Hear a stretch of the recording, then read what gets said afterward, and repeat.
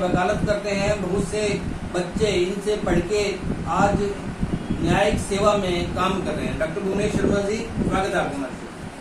हम लोग बात कर रहे थे कानून बदलने का उद्देश्य क्या? हमारी विधायिका जब भी कोई कानून बनाती है जी, उस कानून को बनाते समय तत्कालिक परिस्थितियां देखी जाती है। इन अपराधी कानूनों का जो निर्माण था, जैसे आईपीसी की बात करें 1860 में हुआ, और अपराध करने के तरीके बदल गए। तो वो जो तरीके जब बदल गए, उन तरीकों को अपराधों के श्रेणी में लाने के लिए और कुछ ऐसे अपराध थे जिनके यहाँ यूज नहीं होता था, उनको हटाने के लिए इस अपराध विधि के अंदर जो है चेंज किया गया। तो उद्देश्य क्या था? नए पुराने कानून हटा के नए लाना। तो इसका क्या, किसको ज्यादा, किसके हित में रहेगा इसे? हमारी विधायिका कभी भी संदिग्ध कानून नहीं बनाती। ठीक है। और विधायिका का एक ही उद्देश्य होता है कि पुराने कानूनों की कमियों को दूर करते हुए नए कानून बनाना। ये जो कानून बने हैं, ये सामान्य व्यक्ति को न्याय देने के उद्देश्य से बनाए गए, लेकिन उसको इम्प्लीमेंट करने में सरकार ने बड़ी जल्दबाजी की। इस पर चर्चा की जा सकती थी, संसाधन बढ़ाए जा सकते थे, और उसके बाद इसको जो है लागू करवाने का जो है कार्य किया जा सकता है। अच्छा, इसमें चर्चा और ज्यादा होती तो ठीक है। बिल्कुल सर, बिना चर्चा के ये लागू हो गया, बिना ट्रेनिंग के ये लागू हो गया। न्यायाधीशों को ट्रेन नहीं किया गया, पुलिस को ट्रेन नहीं किया गया, और जो एक्सपर्ट्स जोड़े गए सीआरपीसी में या पुलिस व्यवस्था में, फोरेंसिक लैब जोड़ी गई, वो पूरी संसाधन ही नहीं है। उसको जो है किस प्रकार से इम्प्लीमेंट करेंगे, इसके बारे में सरकार ने कुछ जो है बताया नहीं। मतलब अगर अपने यूँ कह सकते हैं कि जो भी मशीनरी जिसके काम जिसको करना था वो अधूरी आदि आधी अधूरी है, और इस सिस्टम को बनने में कम से कम 7 से 8 साल का समय लगेगा। अच्छा, ये पूरा धरातल पे आने में 7 से 8 साल का समय लगेगा। तो 7-8 साल तक क्या होगा फिर? ठीक है, तो बड़ी समस्याएं होंगी। इससे पुलिस के साथ समस्या है, अधिवक्ताओं के साथ समस्या है, न्यायाधीशों के साथ समस्या है। जैसे मैं आप बात करूंगा कि 30 जून को पुराने कानून खत्म हो गए और नए कानून आज से लागू हो गए। मान लो 30 जून की कोई FIR है, उसमें इन्वेस्टिगेशन पुलिस अधिकारी पुरानी जो है CRPC के अकॉर्डिंग करेगा, और अब आज जो होगी उसमें नई CRPC के अकॉर्डिंग करेगा। उसे दो कानूनों को ध्यान में रखना पड़ेगा, दोनों कानूनों के अंदर जो पेचीदगियां हैं उनको ध्यान में रखना पड़ेगा। दूसरी बात, जो हमारे अधिवक्ता है उनको भी जो है दोनों कानूनों के अंतर्गत जो है काम करना पड़ेगा, और न्यायाधीश को भी ये देखना पड़ेगा कि पुराने उसके अंतर्गत चले या नए उसके अंतर्गत चले। तो ये तो दोनों आपस में मिक्स भी हो सकते हैं यार, फिक्स भी होंगे, और इसमें गलतियां की संभावना ज्यादा गलतियों की संभावना भी रहेगी, क्योंकि ये भी पूरी मशीनरी तैयार नहीं है, पुराने उनके रटे हुए हैं, तो सारा मामला ये तो फिर ये जो उद्देश्य था इनका, जो बहुत जल्दी न्याय देने का, इसका मतलब वो तो फिर ठप समझो न्याय में देरी हो जाएगी सर। हाँ, क्योंकि नया जो कानून है वो अकाउंटेबिलिटी फिक्स कर रहा है, लेकिन जब तक पुराने जो पेंडिंग केस है उनको किस प्रकार निपटाएं, ये बड़ी जो है समस्याओं का घर हो गया है। पुराने अभी निपटे नहीं है और नए आ गए हैं, तो थोड़ा सा वो रहेगा। पुराने पेंडिंग चल रहे हैं और उनकी स्टाफ भी पूरा नहीं है मेरे ख्याल से। कोर्ट में स्टाफ नहीं है, पुलिस में नफरी नहीं है, एक्सपर्ट जो है, जो मेडिकल एजेंसी है वहाँ नहीं है। ठीक है, आपको किसी का मेडिकल किया 7 दिन के अंदर रिपोर्ट जो है IO को आपने भेजनी है, इस तरह से मैंडेटरी आपने काउंट कर दिया, लेकिन मशीनरी कहाँ से लाओगे? मशीनरी नहीं है, कानून लागू हो गया लेकिन मशीनरी नहीं है। इंद्राणी वशिष्ठ कह रही है pleasure to watch your video sir. Rishi Pal, thank you, तो तेज बोलना पड़ेगा वो आपका। ऋषि पाल कह रहे हैं ग्रेट सर। एडवोकेट दीपक सेतिया कह रहे हैं गुरुजी ने कभी भी शिक्षा का कमर्शियलाइजेशन नहीं किया है, कभी फीस की बात नहीं करते। पढ़ना भुवनेश्वर सर के लिए व्यापार या पेशन है, आपका शौक है। हम सौभाग्यशाली हैं कि ऐसा गुरु हमारे बीच है। साहिल राजपर गंगानगर के कह रहे हैं नमस्कार गुरु जी। नमस्कार साहिल जी, आपको भी। तो अच्छा है, खूब सारे स्टूडेंट्स आपके देख रहे हैं, और हमें भी खुशी इस बात की है कि हमने एक सही व्यक्ति को यहाँ बुला के कानून की चर्चा कर रहे हैं। लंदन से विनोद पर बाबा हमसे जुड़े हुए हैं, शुक्रिया विनोद जी हमसे जुड़ने के लिए। तो कानून नए हैं या केवल नाम नया है? देखिए सर, मैं ये कह सकता हूँ कि पुरानी बोतल में नहीं शराब। अच्छा ये पुरानी मतलब मेरा ये कहना है कि कानून जो है बेसिक तो वही है, बेसिक तो वही है। उसमें कुछ जो नए अपराध थे उनको जोड़ा गया, लेकिन वो जोड़ते समय कई समस्याएं भी उन्होंने जो है क्रिएट कर दी। जैसे ऑर्गेनाइज क्राइम के अंदर बहुत सारे अपराधों को जो है एक साथ शामिल कर दिया, जो पहले आईपीसी में अलग अलग थे। मैं कुछ कमियां बताना चाहूँगा। जी पहले आईपीसी के अंदर 6 से लेकर 52 तक डेफिनेशन पार्ट था, ठीक है। उस पार्ट को वहाँ से हटाकर एक डेफिनेशन पार्ट जो है सेक्शन 2 के अंदर जो है जोड़ दिया गया। धाराएं की वो जो थी 6 से 52 वो वहाँ लिख दी गई, तो और ये कह दिया कि धारा कम हो। अच्छा, सब कुछ वैसा का वैसा है। सब कुछ वैसा का वैसा है। मतलब ये यूं समझो कि आंकड़ों का खेल उसमें भी दिखा दिया है। बिल्कुल आंकड़ों का खेल। बदल आप कह रहे हैं नमस्कार गुरुजी, आपके स्टूडेंट नजर है ना? मुझे लगता है कि काफी स्टूडेंट्स हैं आरडीएस के आपके पास। चलिए बात करें, खूब सारी बातें कर रहे हैं शर्मा जी की, कहाँ पे कमियां रही है और किस प्रकार से मशीनरी नहीं है, कानून तो लागू हो गए लेकिन मशीनरी नहीं है। तीनों में बड़े बदलाव क्या है? में बड़े बदलाव जैसे माने सीआरपीसी की बात करें, इसको जो पहले सीआरपीसी का जो बीएनएसएस हो गया, उसमें सबसे पहले हम एफआईआर पर आते हैं। प्रथम सूचना रिपोर्ट में पहले सुप्रीम कोर्ट के द्वारा जजमेंट के माध्यम से 0 एफआईआर को जो है मान्यता दी गई। ठीक है। वो 0 एफआईआर को जो है अब जो है एक्ट के अंदर जो है बता दिया गया। दूसरी बात ई एफआईआर भी जो है जोड़ी गई। ई एफआईआर जो है आप करवाओगे और वो जो है 3 दिन में आकर आपको सिग्नेचर जो है वहाँ पे करके जाने होंगे। दूसरी बात ये, हर जिले में एक पुलिस का नोडल अधिकारी होगा।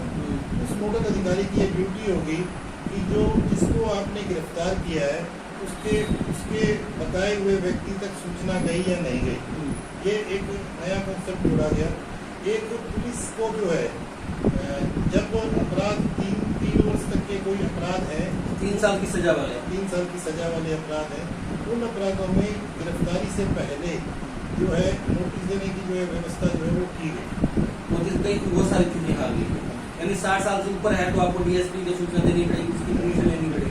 एक समरी ट्रायल का प्रोसीजर कर दिया, जैसे किसी के घर में घुस गए या चोरी करने के लिए घुस गए तो उसका समरी ट्रायल जो है मैंडेटरी बना दिया गया। मैंडेटरी बना दिया गया। हरीश अग्रवाल कह रहे हैं भुवनेश भाई को राम राम। साहिल राजपाल गंगानगर कह रहे हैं साहब ये जो नए कानून आए हैं ये अधिवक्ता तो समझ सकते हैं पर एक आम इंसान को सरल भाषा में कैसे समझ आएगा? सरल भाषा में समझाने के लिए ये जो आपका प्रोग्राम है वो ये इसका प्रत्यक्ष उदाहरण है, जो समझाने के लिए जो है हम लोग कर रहे हैं। बिल्कुल बिल्कुल सर। एक नया जो है कॉन्सेप्ट रखा गया सीआरपीसी में कि वीडियोग्राफी जो है उसको इलेक्ट्रॉनिक जो एविडेंस है उसको एविडेंस लॉ में भी जोड़ा गया। और अगर कोई व्यक्ति कोई अपराधी है जो जेल में है और उसको लाने में समस्या होती है तो उसकी जो एविडेंस है वो वीडियोग्राफी से भी की जाएगी। एक बीच में सुप्रीम कोर्ट ने एक जजमेंट के माध्यम से हथकड़ी लगाने पर जो है रोक लगा दी थी और वो दोबारा से जो है इंट्रोड्यूस किया गया कि जो संगठित अपराध है या आतंककारी गतिविधियों के अंतर्गत कोई व्यक्ति है उसके लिए जो है हथकड़ी जो है मैंडेटरी बना दी। हम लोगों ने देखो अभी इंटरनेट पर फेस किया हमने, किस प्रकार डिस्टर्बेंस हुआ हमारे छोटे से काम के लिए। तो ये वीडियोग्राफी जब अब डिवाइस में होगी तो क्या हम लोग समझ पाएंगे कि वो बिल्कुल ये बहुत बड़ा लैकूना है। लैकूना रहेगा ना इसको, बहुत बड़ा लैकूना है कि ये हम जो जब उससे बयान दे रहे हैं ये इंटरनेट वाला जो सरफेस है ये अपने लिए जो है बड़ी चैलेंजिंग होगा। उसको कैसे सही कर पाएंगे? हमारे हाथ में तो नहीं है। अब आपके सामने 3 मिनट में हमने 4 बार उसको बदलना पड़ा, तो कैसे कर पाएंगे उसको? कुछ अल्टरनेट दिया उसमें भी?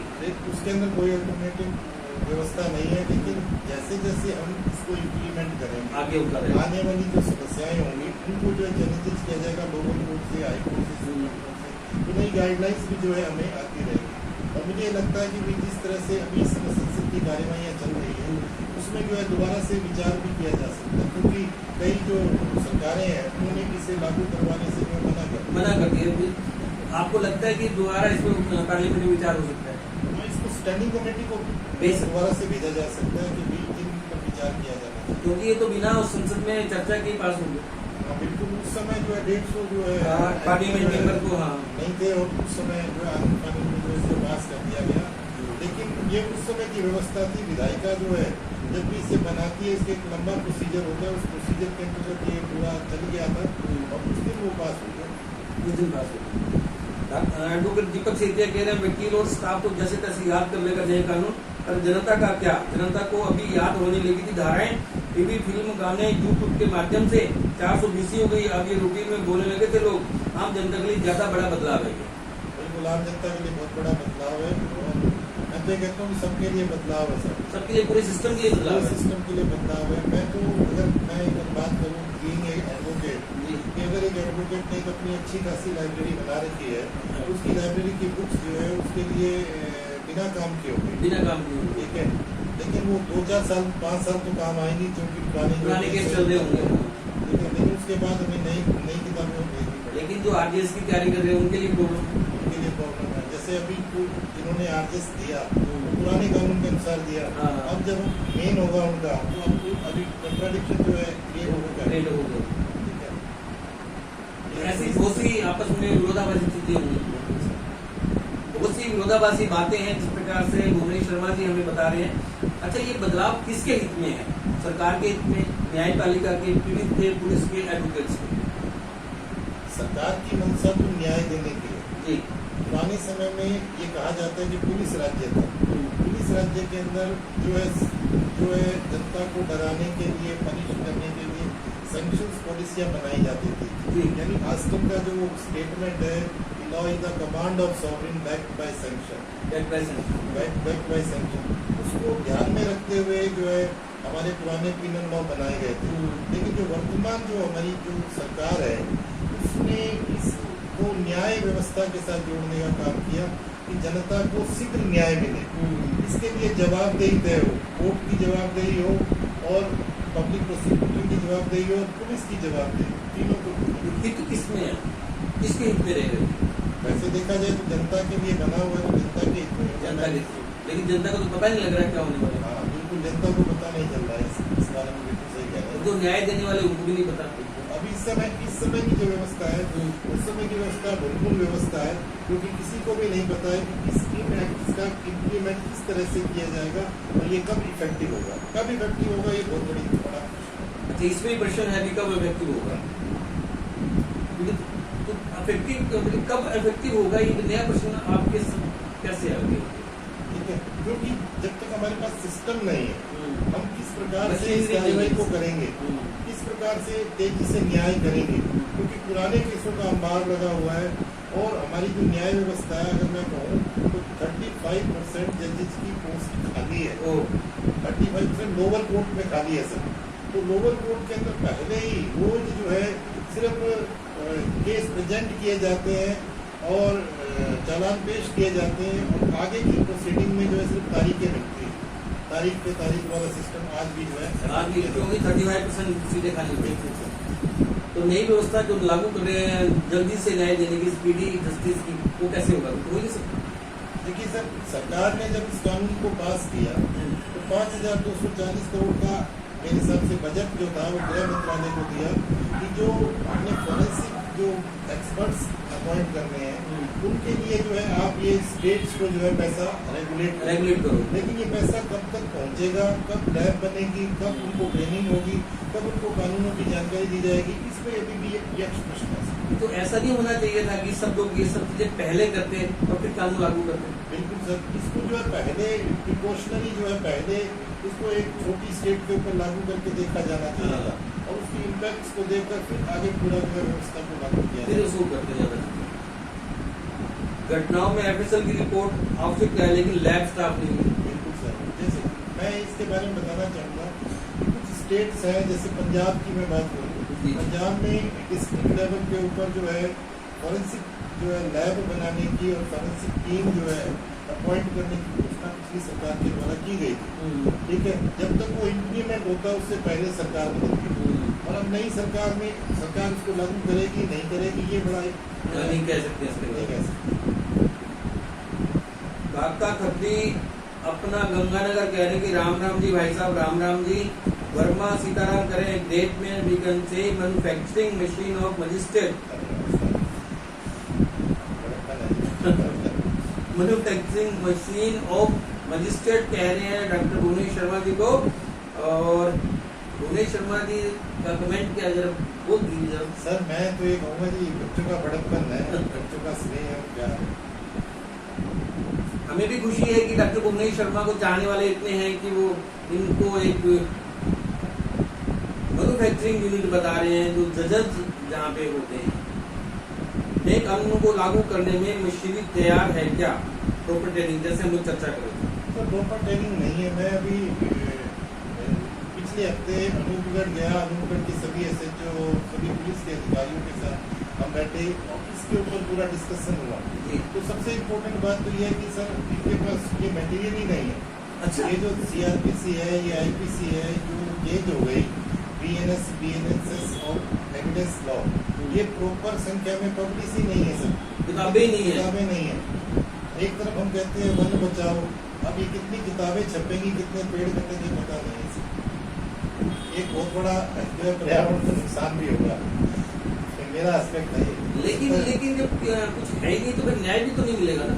ठीक है, ऑनलाइन डाल दिया गया है, ऑनलाइन सबके पास पहुंच गया है। हाँ। अब ऑनलाइन से जो है अपना प्रिंट निकालो और अपने पास रखो। चलो ठीक है, सारा काम उन्होंने सरकार ने भी अवश्य कर दिया। बिल्कुल सर। आपकी नजर में इनमें और बदलाव का सुधार की जरूरत है क्या? देखिए सर, कानून जो है वो परिवर्तनशील अवस्थाओं में हर बार परिवर्तित होता जाता है। जी। जैसे जैसे हमारी आवश्यकताएं बढ़ती है या डिमांड्स या हित जो है बढ़ते या कम होते हैं, वैसे वैसे जो है हम कानूनों की डिमांड करते हैं। मैं आतंकवाद के टाइम की बात करना चाहूँगा। जब पंजाब में आतंकवाद बढ़ा तो टाडा एक्ट लागू हुआ। फिर टाडा को चेंज करके कोटा बनाया गया। जैसे अब ये बलात्कार कानून, जैसे निर्भया केस आया, उसके बाद बलात्कारी को फांसी देने का भी प्रोविजन जो है वो पूरा ये बदलाव होते रहते हैं। बिल्कुल बदलाव होते हैं। समय के साथ परिस्थितियों के अनुसार सरकार संशोधन के माध्यम से इसमें चेंजेस कर सकती है। तो इसमें भी तो कर सकती है ना, वो पूरा बदलने की बजाय इसमें भी संशोधन कर सकती है। बिल्कुल। मैं ये मानता हूँ कि पुराने जो कानूनों की धाराएं थी, उनमें जो अनवांटेड धाराएं थी, अगर हम उनको हटा देते और उनकी जगह कुछ नए प्रोविजन जो हमने जोड़े हैं उनको जोड़ देते तो शायद जो है इतनी बड़ी समस्या नहीं आती। वो कर सकते, जैसे आमतौर पर करते रहते हैं। बिल्कुल। हम दो धाराएं उनको याद करनी पड़ेगी, 302 भी याद करनी पड़ेगी, वहाँ से नहीं बड़ी याद करनी पड़ेगी। एडवोकेट दीपक सेठिया कह रहे हैं कि भुवनेश्वर सर जैसा गुरु किसी विद्यार्थी के जीवन में हो तो उसका जीवन की दिशा बदल सकती है। गुरु जी हर विधि संबंधी शिक्षा की शिक्षा पर ऑनलाइन क्लास अपने आप अपने स्तर पर देते हैं, फ्री देते हैं। कब से? कई साल फ्री देते हुए। महेश अरोड़ा कह रहे हैं हो सकता है आपकी नजर में इस कानून में बहुत कमियां होगी, लेकिन मैं आपसे ये जानना चाहता हूँ कि ऐसे कौन सा कानून आए जिससे आम आदमी को न्याय मिले और जल्दी मिले। पेश का द्वारा जज के सामने 50 और 100 रुपये लेने पर भी क्या रोक लगा सकती है सरकार? देखिए सर, सबसे बड़ी समस्या ये है कि जो रिश्वत और दहेज की बात करते हैं, ये दहेज बुराई है, लेकिन दहेज प्रथा को हम समाप्त कर पाए क्या? व्यक्ति जो है वो स्वयं जो है दहेज प्रथा को बढ़ावा देता है। इसी प्रकार रिश्वत भी जो है हम अपना काम जल्दी हो जाए इसलिए हम बढ़ावा देते हैं। अगर हम रिश्वत देना बंद कर दें तो निश्चित मानिए कि ये रिश्वत जैसा अपराध खत्म हो सकता है। हाँ, आपकी बात का मैं जवाब देना चाहूँगा, अगर कोर्ट के अंदर प्रोसीडिंग के दौरान अगर कैमरे लगा दिए जाए तो ये रिश्वत वाला जो प्रकरण है वो बंद हो जाए। प्रोसीडिंग के दौरान कैमरे लगा दिए जाए तो ये बड़ी बात है कि फिर तो काम ही खत्म हो जाएगा वहाँ पे। हाँ मेरी जी, आपको बिल्कुल जवाब आपका प्रॉपर दिया। डॉक्टर भुवनेश ने भी कैमरे लगा दिए जाए तो। निखिल गोयल कह रहे हैं नमस्कार सर, आपको जितना सुना उतना कम है, हमेशा कुछ ना कुछ लाभ में सीखने को ही मिलता है। आप स्टूडेंट है निखिल गोयल। चलिए आगे बढ़ते हैं। खूब सारे स्टूडेंट्स भुवनेश शर्मा से जुड़े हुए हैं और हमें भी अच्छा लग रहा है कि खूब सारे जो इनके स्टूडेंट्स हैं इनका यूं समझे इनके प्रति अपना सम्मान प्रकट कर रहे हैं। और भुवनेश जी कह रहे हैं कि इनका बड़ापन है। नए आपराधिक कानून किन अपराधों पर ज्यादा फोकस है? नए आपराधिक कानून जो है जो संगठित अपराध, आतंकवादी अपराध, मॉब लिंचिंग, भीड़ के द्वारा रंग, वोट, जाति, धर्म या लिंग या जन्म स्थान के आधार पर अपराध होते हैं उन अपराधों के अंतर्गत जो है फोकस किया गया। इसके अलावा महिलाओं को फुसला कर ले जाना या नियोजक के द्वारा जो है उसको प्रलोभन देकर संबंध बनाना या पटमारी, स्नैचिंग अपराधों को केंद्रित है। लेकिन नए अपराध स्टाइल बदला तो कानून भी उसमें आ गया। जैसे पहले यान चोरी, गाड़ी को चुराने का अलग से कोई धारा नहीं थी, उसको इसमें रोक दिया गया। तो वाहन चोरी का अलग से नहीं थी कोई, वाहन चोरी की नहीं। चैन स्नैचिंग भी नहीं थी कोई पहले, बिल्कुल। लूट में करते थे उसमें शामिल। तो मेन दिन अगर अपन बात करें तो कुछ धाराएं नई बना के उसमें नए जो अपराध है वो जोड़ दिए जो उसमें पहले में शामिल है। एक मैं बढ़िया बात ये बताना चाहूँगा कि ये जो हमारी जो BNS बनाई गई भारतीय न्याय संहिता, उसमें एक सबसे बढ़िया जो मेरे को लगा कि जो अपराधी है उसका जो जुर्माना है वो लाख रुपए, 2 लाख रुपए जो किया गया, 50,000, 70,000, 1 लाख, ये जो किए गए, इससे अपराधों की संख्या में कमी आएगी। अच्छा, जुर्माना राशि बढ़ा दी थी, बिल्कुल, जो सैकड़ों में थी, 1000 में थी, 50 रुपए, 100 रुपए थी, हाँ। वो बढ़ाकर जो है लाख रुपए, 2 लाख रुपए तक कर दी गई। वो व्यक्ति को सबसे बड़ा जो है अर्थदंड दे दो, सबसे ज्यादा जो है वो चुकता है, वो पिटाई वो सहन कर लेगा। अर्थदंड है। गहले समबेर सिंह कह रहे नमस्कार सर, जो स्टूडेंट लॉ कर रहे हैं उनके एग्जाम में नया कानून मुताबिक प्रश्न आ सकते हैं या नहीं? देखो, जो लॉ कर रहे हैं, जो इस समय परीक्षा दे रहे हैं, उनके तो नहीं है, अगली बार वाले में आएगा। इस बार तो उनको छूट है, इस बार छूट है, तो मतलब जो अब फर्स्ट अभी अच्छा जो सभी क्लासेस इस बार दे रही है उनको भी फर्क नहीं पड़ेगा। उनके कोई फर्क नहीं पड़ेगा। आपको क्या लगता है कि जो नए कानून हम लोग बात कर रहे हैं जिन पे अपराध पहले की तुलना में कम होने की संभावना हो सकती है? देखो, महात्मा गांधी ने कहा था कि अपराधी से नहीं बल्कि अपराध से जो है प्रेरणा दो। तो अपराधी को सुधारने के लिए जो रिफॉर्मेटिव लॉ जो जोड़ा गया, जैसे इसमें सामुदायिक सेवा को जोड़ा गया, छोटे मोटे अपराधों के अंदर उसको एक मौका दिया जाता है कि आपको जो है हम सजा नहीं दे रहे, समुदाय की सेवा करके आपको वापस समाज में स्थापित कर रहे हैं। तो निश्चित रूप से जो है जेलों में भरे हुए जो कैदी हैं वो जो है निकल कर बाहर आए।